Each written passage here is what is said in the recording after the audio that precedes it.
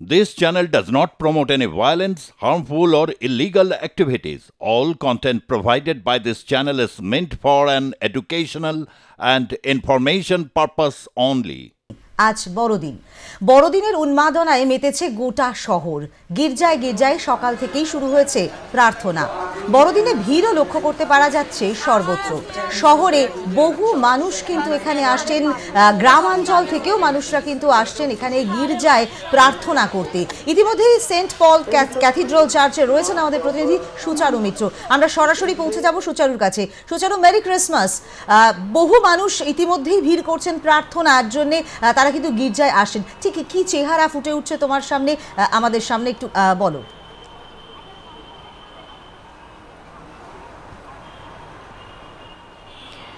Merry Christmas তোমাকেও। এবং ক্রিসমাসের এই সকালটা অনেকেই, মানে তিলোত্তমা শুধু নয়, শহরতলি থেকে যারা আসেন তারাও কিন্তু সেন্ট পল ক্যাথিড্রালকেই উৎস হিসাবে দেখেন, কারণ এখানে সকালের যে প্রারম্ভিক প্রার্থনাটা সেটা দেখার মতো হয়। এবং ঠিক ক্যাথিড্রাল চার্চের বাইরেই মোমবাতি জ্বালিয়ে প্রার্থনার জায়গা রয়েছে। আমি আগে ক্যাথিড্রাল চার্চের ছবিটা দেখাবার চেষ্টা করবো এই মুহূর্তে। এবং 25শে ডিসেম্বর মানেই সকালটা এখান থেকে শুরু করেন লোকজন। তারপর বেলা বাড়ার সাথে সাথে কলকাতার যে দর্শনীয় বা দ্রষ্টব্য স্থানগুলো রয়েছে, যার মধ্যে আলিপুর চিড়িয়াখানা রয়েছে ভিক্টোরিয়া মেমোরিয়াল, এছাড়াও বিড়লা প্ল্যানেটোরিয়াম, বা এছাড়াও নাট্যচর্চার কেন্দ্র হিসাবে যদি দেখো তাহলে রবীন্দ্র সদন চত্বর। ফলে সেই সব সমস্ত চত্বরে একটু বেলা বাড়ার সাথে সাথে ভিড় হবে। কিন্তু এই মুহূর্তে এখানে আস্তে আস্তে মানুষ বলা যেতে পারে সকালটা স্টার্ট করছেন। আমরা একটুখানি কথা বলতে বলতেই এগিয়ে যাব। এবং এখানে অনেকেই আজকে এই উৎসবের মরশুমটাকে শুরু করেন এই সেন্ট পল ক্যাথিড্রাল দিয়ে।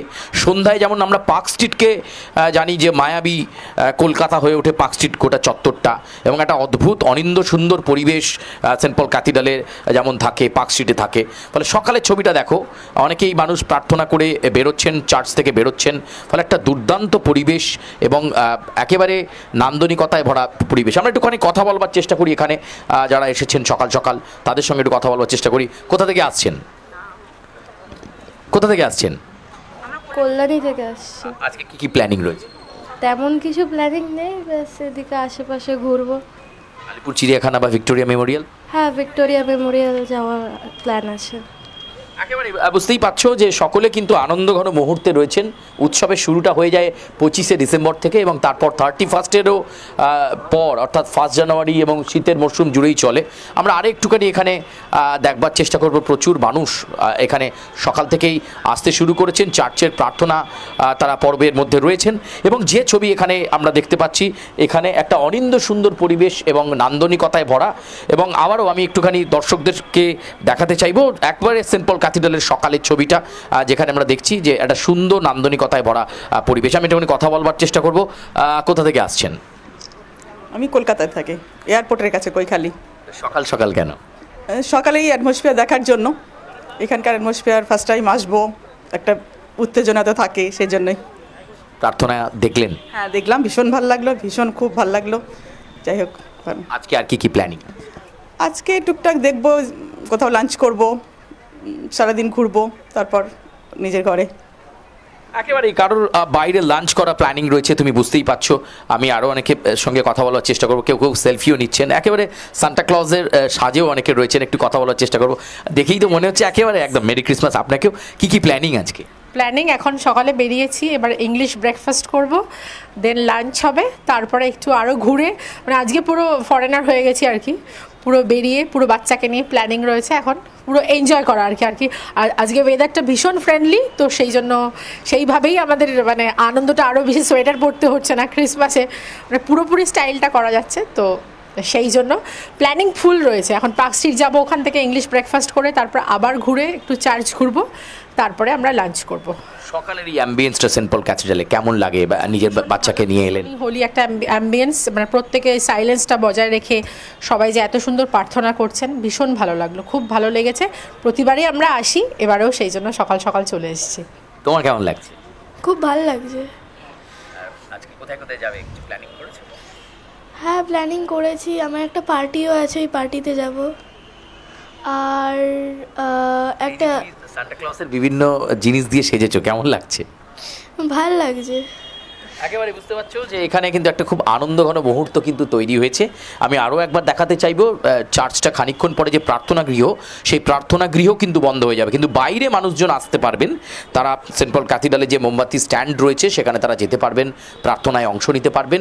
আরও অনেকে এরকম রয়েছেন, বহু মানুষ যাদের সঙ্গে একটুখানি কথা বলবার চেষ্টা করব। ক্যাথিড্রাল চার্চ মানে সেখানে কিন্তু খুব সুন্দর করে সাজিয়ে তোলা হয়, এই ক্যাথিড্রাল যে চত্বরটি সেটা খুব সুন্দর করে সাজিয়ে তোলা হয়, এবং তার পাশাপাশি বহু মানুষকে আমরা দেখছি তারা কিন্তু একেবারে সকালবেলা থেকেই ভিড় করছেন, হয়তো বেলা বাড়ার সঙ্গে সঙ্গে আরো অনেকটাই ভিড় হবে। তো খুব সুন্দর, দারুণ অ্যাম্বিয়েন্স, সবাই এসছে, সবাই ফ্যামিলি নিয়ে এখানে আনন্দ করছে, আমরাও করছি, খুব ভালো লাগছে, খুব ভালো লাগছে।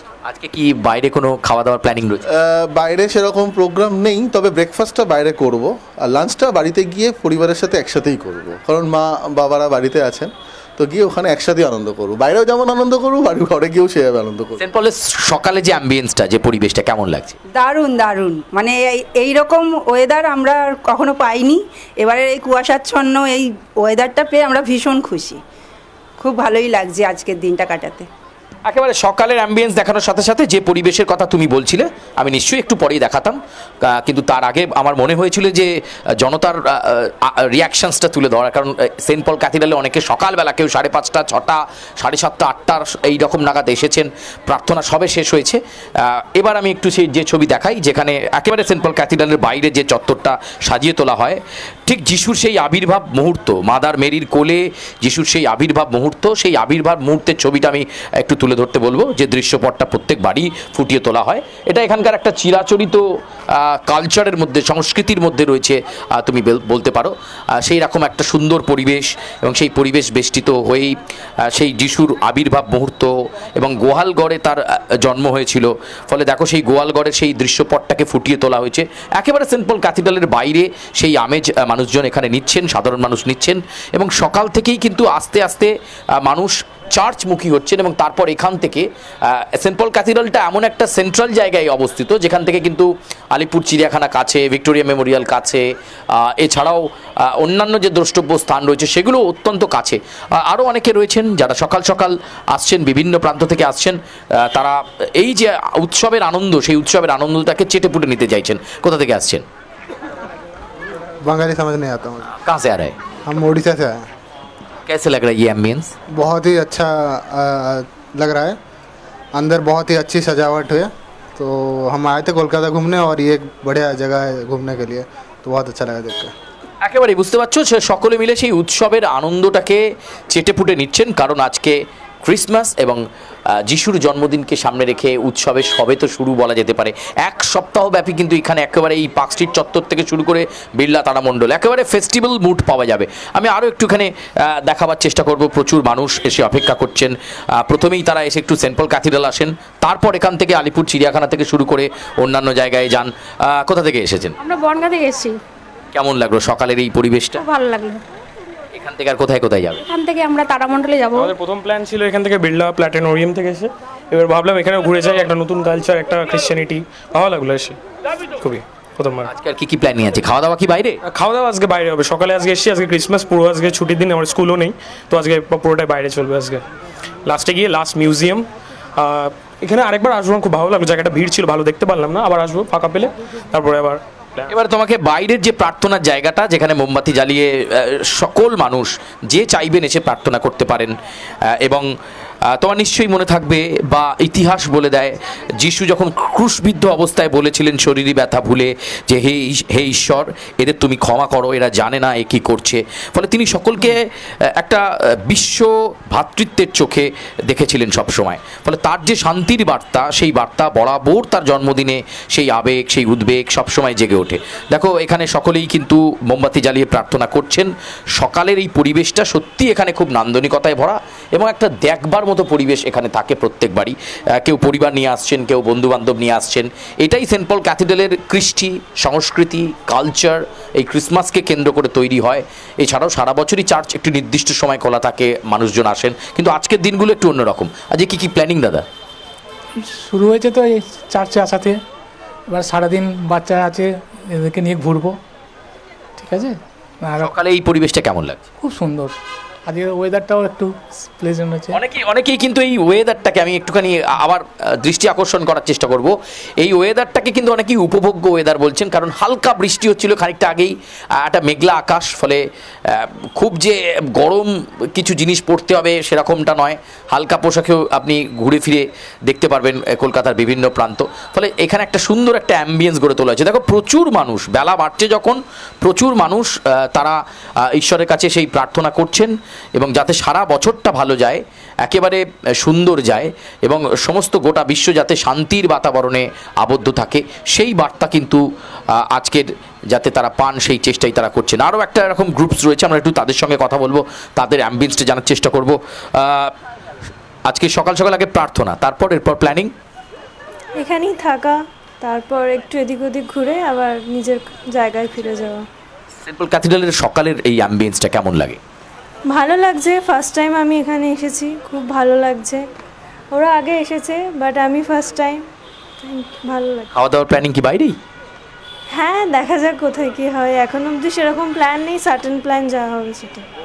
একেবারেই অনেকে কিন্তু প্ল্যান করে আসছেন, আবার কেউ কেউ হঠাৎ সাডেন প্ল্যান করে আসছেন, কোনো ঠিক নেই সেই অর্থে। ফলে সব মিলিয়ে মানুষের মতো করে আনন্দ উৎসবে মেতেছেন এই বড়দিনকে সামনে রেখে।